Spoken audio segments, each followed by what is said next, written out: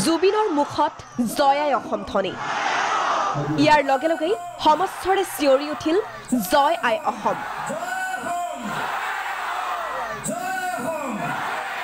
কেন্দ্ৰীয় চৰকাৰে কা বলবৎ কৰাৰ পাছতেই হৰফ হল যুৱ প্ৰজন্মৰ হাৰ্টথ্ৰব জুবিন গাৰ্গ মঞ্চৰ পৰাই তেওঁ বিৰোধিতা কৰিলে কাৰ উৎপাদক থাকিব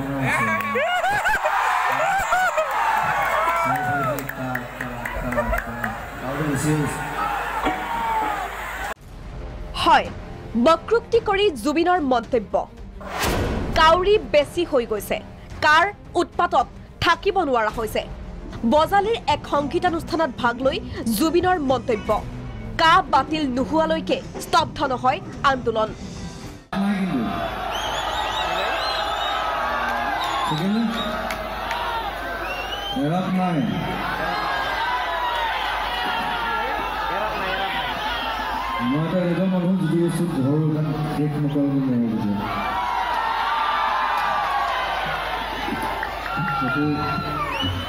বিজেপি চৰকাৰৰ ওপৰত কংগ্ৰেছ চৰকাৰৰ ওপৰত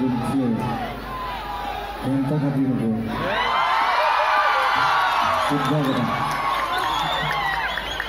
কালিৰ পৰা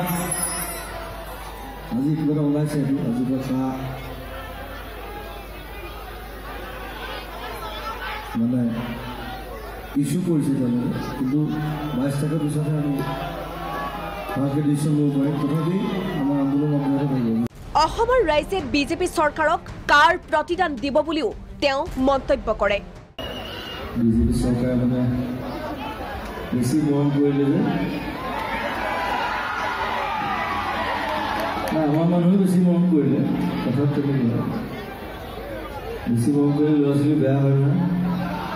সেইটোৱে হৈছে 2021 মৰম নকৰিব